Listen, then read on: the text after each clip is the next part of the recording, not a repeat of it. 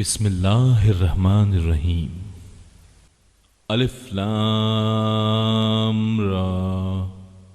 یہ عالی شان کتاب ہم نے آپ کی طرف اتاری ہے کہ آپ لوگوں کو اندھیروں سے اجالے کی طرف لائیں، ان کے پروردگار کے حکم سے زبردست اور تعریفوں والے اللہ کی طرف، جس اللہ کا ہے جو کچھ آسمانوں اور زمین میں ہے، اور کافروں کے لیے تو بہت سخت عذاب کی خرابی ہے۔ جو آخرت کے مقابلے میں دینوی زندگی کو پسند رکھتے ہیں اور اللہ کی راہ سے روکتے ہیں اور اس میں ٹیڑھ پن پیدا کرنا چاہتے ہیں، یہی لوگ پرلے درجے کی گمراہی میں ہیں۔ ہم نے ہر نبی کو اس کی قومی زبان میں ہی بھیجا ہے تاکہ ان کے سامنے وضاحت سے بیان کر دے۔ اب اللہ جسے چاہے گمراہ کر دے اور جسے چاہے راہ دکھا دے، وہ غلبہ اور حکمت والا ہے۔ یاد رکھو جبکہ ہم نے موسیٰ کو اپنی نشانیاں دے کر بھیجا کہ تو اپنی قوم کو اندھیروں سے روشنی میں نکال اور انہیں اللہ کے احسانات یاد دلا، اس میں نشانیاں ہیں ہر ایک صبر شکر کرنے والے کے لیے۔ جس وقت موسیٰ نے اپنی قوم سے کہا کہ اللہ کی وہ احسانات یاد کرو جو اس نے تم پر کیے ہیں، جبکہ اس نے تمہیں فرعونیوں سے نجات دی جو تمہیں بڑے دکھ پہنچاتے تھے، تمہارے لڑکوں کو قتل کرتے تھے اور تمہاری لڑکیوں کو زندہ چھوڑتے تھے۔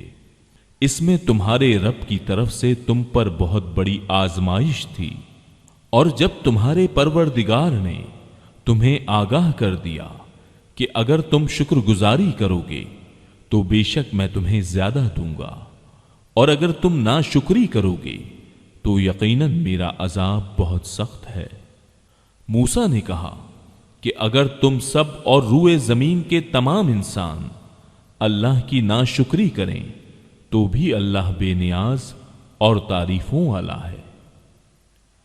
کیا تمہارے پاس تم سے پہلے کے لوگوں کی خبریں نہیں آئیں، یعنی قوم نوح کی اور عاد و سمود کی اور ان کے بعد والوں کی، جنہیں سوائے اللہ تعالی کے اور کوئی نہیں جانتا؟ ان کے پاس ان کے رسول معجزے لائے، لیکن انہوں نے اپنے ہاتھ اپنے منہ میں دبا لیے اور صاف کہہ دیا کہ جو کچھ تمہیں دے کر بھیجا گیا ہے ہم اس کے منکر ہیں، اور جس چیز کی طرف تم ہمیں بلا رہے ہو ہمیں تو اس میں بڑا بھاری شبہ ہے۔ ان کے رسولوں نے انہیں کہا کہ کیا حق تعالی کے بارے میں تمہیں شک ہے جو آسمانوں اور زمین کا بنانے والا ہے؟ وہ تو تمہیں اس لیے بلا رہا ہے کہ تمہارے گناہ معاف فرما دے اور ایک مقرر وقت تک تمہیں مہلت عطا فرمائے۔ انہوں نے کہا کہ تم تو ہم جیسے ہی انسان ہو، تم چاہتے ہو کہ ہمیں ان خداؤں کی عبادت سے روک دو جن کی عبادت ہمارے باپ دادا کرتے رہے۔ اچھا تو ہمارے سامنے کوئی کھلی دلیل پیش کرو۔ ان کے پیغمبروں نے ان سے کہا کہ یہ تو سچ ہے کہ ہم تم جیسے ہی انسان ہیں، لیکن اللہ تعالیٰ اپنے بندوں میں سے جس پر چاہتا ہے اپنا فضل کرتا ہے۔ اللہ کے حکم کے بغیر ہماری مجال نہیں کہ ہم کوئی معجزہ تمہیں لا دکھائیں، اور ایمان والوں کو صرف اللہ تعالیٰ ہی پر بھروسہ رکھنا چاہیے۔ آخر کیا وجہ ہے کہ ہم اللہ تعالیٰ پر بھروسہ نہ رکھیں جبکہ اسی نے ہمیں ہماری راہیں سمجھائی ہیں؟ واللہ جو ایذائیں تم ہمیں دو گے ہم ان پر صبر ہی کریں گے۔ توکل کرنے والوں کو یہی لائق ہے کہ اللہ ہی پر توکل کریں۔ کافروں نے اپنے رسولوں سے کہا کہ ہم تمہیں ملک بدر کر دیں گے یا تم پھر سے ہمارے مذہب میں لوٹ آؤ، تو ان کے پروردگار نے ان کی طرف وحی بھیجی کہ ہم ان ظالموں کو ہی غارت کر دیں گے، اور ان کے بعد ہم خود تمہیں اس زمین میں بسائیں گے۔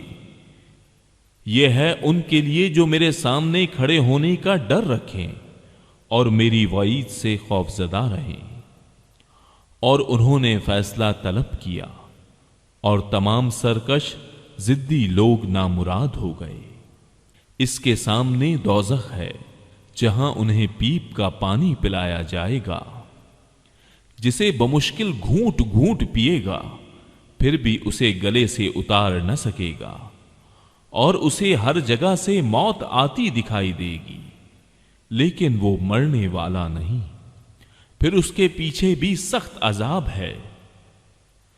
ان لوگوں کی مثال جنہوں نے اپنے پالنے والے سے کفر کیا، ان کے اعمال مثل اس راکھ کے ہیں جس پر تیز ہوا آندھی والے دن چلے۔ جو بھی انہوں نے کیا اس میں سے کسی چیز پر قادر نہ ہوں گے، یہی دور کی گمراہی ہے۔ کیا تو نے نہیں دیکھا کہ اللہ تعالیٰ نے آسمانوں کو اور زمین کو بہترین تدبیر کے ساتھ پیدا کیا ہے؟ اگر وہ چاہے تو تم سب کو فنا کر دے اور نئی مخلوق لائے۔ اللہ پر یہ کام کچھ بھی مشکل نہیں۔ سب کے سب اللہ کے سامنے روبرو کھڑے ہوں گے۔ اس وقت کمزور لوگ بڑائی والوں سے کہیں گے کہ ہم تو تمہارے تابعدار تھے، تو کیا تم اللہ کے عذابوں میں سے کچھ عذاب ہم سے دور کر سکنے والے ہو؟ وہ جواب دیں گے کہ اگر اللہ ہمیں ہدایت دیتا تو ہم بھی ضرور تمہاری رہنمائی کرتے۔ اب تو ہم پر بے قراری کرنا اور صبر کرنا دونوں ہی برابر ہے، ہمارے لیے کوئی چھٹکارا نہیں۔ جب اور کام کا فیصلہ کر دیا جائے گا تو شیطان کہے گا کہ اللہ نے تو تمہیں سچا وعدہ دیا تھا، اور میں نے تم سے جو وعدے کیے تھے ان کے خلاف کیا۔ میرا تم پر کوئی دباؤ تو تھا ہی نہیں۔ ہاں، میں نے تمہیں پکارا اور تم نے میری مان لی۔ پس تم مجھے الزام نہ لگاؤ بلکہ خود اپنے آپ کو ملامت کرو۔ نہ میں تمہارا فریاد رس اور نہ تم میری فریاد کو پہنچنے والے۔ میں تو سرے سے مانتا ہی نہیں کہ تم مجھے اس سے پہلے اللہ کا شریک مانتے رہے۔ یقیناً ظالموں کے لیے دردناک عذاب ہے۔ جو لوگ ایمان لائے اور نیک عمل کیے وہ ان جنتوں میں داخل کیے جائیں گے جن کے نیچے چشمے جاری ہیں، جہاں انہیں ہمیشگی ہوگی اپنے رب کے حکم سے، جہاں ان کا خیر مقدم سلام سے ہوگا۔ کیا آپ نے نہیں دیکھا کہ اللہ تعالیٰ نے پاکیزہ بات کی مثال کس طرح بیان فرمائی؟ مثل ایک پاکیزہ درخت کے جس کی جڑ مضبوط ہے اور جس کی ٹہنیاں آسمان میں ہیں، جو اپنے پروردگار کے حکم سے ہر وقت اپنے پھل لاتا ہے۔ اور اللہ تعالیٰ لوگوں کے سامنے مثالیں بیان فرماتا ہے تاکہ وہ نصیحت حاصل کریں۔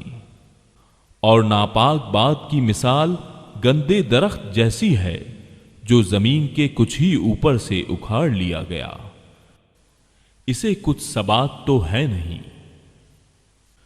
ایمان والوں کو اللہ تعالیٰ پکی بات کے ساتھ مضبوط رکھتا ہے، دنیا کی زندگی میں بھی اور آخرت میں بھی۔ ہاں، نا انصاف لوگوں کو اللہ بہکا دیتا ہے اور اللہ جو چاہے کر گزرے۔ کیا آپ نے ان کی طرف نظر نہیں ڈالی جنہوں نے اللہ کی نعمت کے بدلے ناشکری کی اور اپنی قوم کو ہلاکت کے گھر میں لا اتارا، یعنی دوزخ میں، جس میں یہ سب جائیں گے، جو بدترین ٹھکانہ ہے۔ انہوں نے اللہ کے ہمسر بنا لیے کہ لوگوں کو اللہ کی راہ سے بہکائیں۔ آپ کہہ دیجئے کہ خیر مزے کر لو، تمہاری بازگشت تو آخر جہنم ہی ہے۔ میرے ایمان والے بندوں سے کہہ دیجئے کہ نمازوں کو قائم رکھیں اور جو کچھ ہم نے انہیں دے رکھا ہے اس میں سے کچھ نہ کچھ پوشیدہ اور ظاہر خرچ کرتے رہیں، اس سے پہلے کہ وہ دن آ جائے جس میں نہ خرید و فروخت ہوگی نہ دوستی اور محبت۔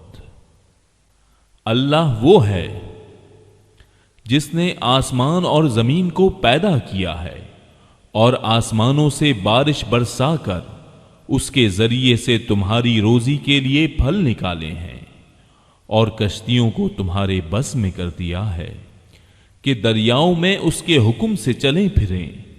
اسی نے ندیاں اور نہریں تمہارے اختیار میں کر دی ہیں۔ اسی نے تمہارے لیے سورج چاند کو مسخر کر دیا ہے کہ برابر ہی چل رہے ہیں، اور رات دن کو بھی تمہارے کام میں لگا رکھا ہے۔ اسی نے تمہیں تمہاری منہ مانگی کل چیزوں میں سے دے رکھا ہے۔ اگر تم اللہ کے احسان گننا چاہو تو انہیں پورے گن بھی نہیں سکتے۔ یقیناً انسان بڑا ہی بے انصاف اور ناشکرا ہے۔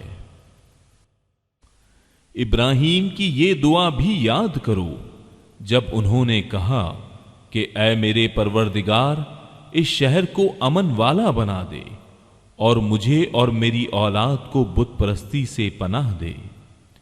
اے میرے پالنے والے معبود، انہوں نے بہت سے لوگوں کو راہ سے بھٹکا دیا ہے، پس میری تابعداری کرنے والا میرا ہے، اور جو میری نافرمانی کرے تو بہت ہی معاف اور کرم کرنے والا ہے۔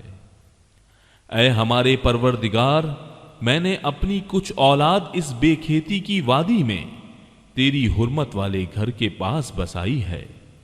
اے ہمارے پروردگار، یہ اس لیے کہ وہ نماز قائم رکھیں، پس تو کچھ لوگوں کے دلوں کو ان کی طرف مائل کر دے اور انہیں پھلوں کی روزیاں عنایت فرما تاکہ یہ شکر گزاری کریں۔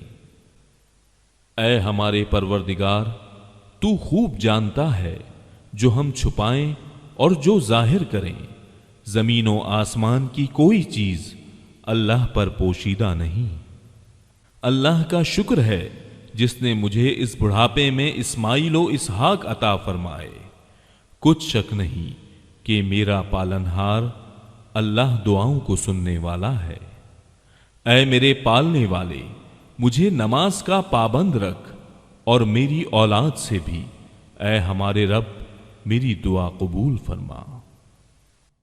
اے ہمارے پروردگار، مجھے بخش دے اور میرے ماں باپ کو بھی بخش اور دیگر مومنوں کو بھی بخش جس دن حساب ہونے لگے۔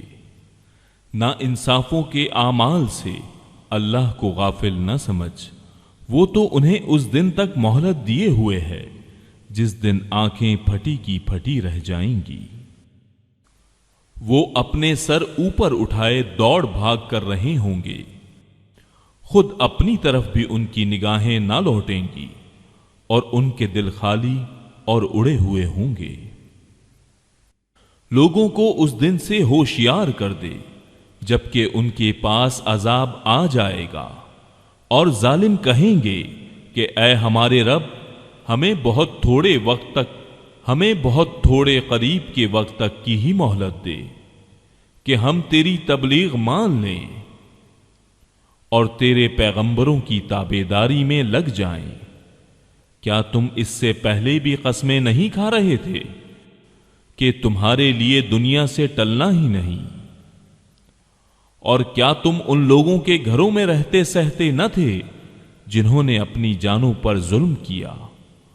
اور کیا تم پر وہ معاملہ کھلا نہیں کہ ہم نے ان کے ساتھ کیسا کچھ کیا؟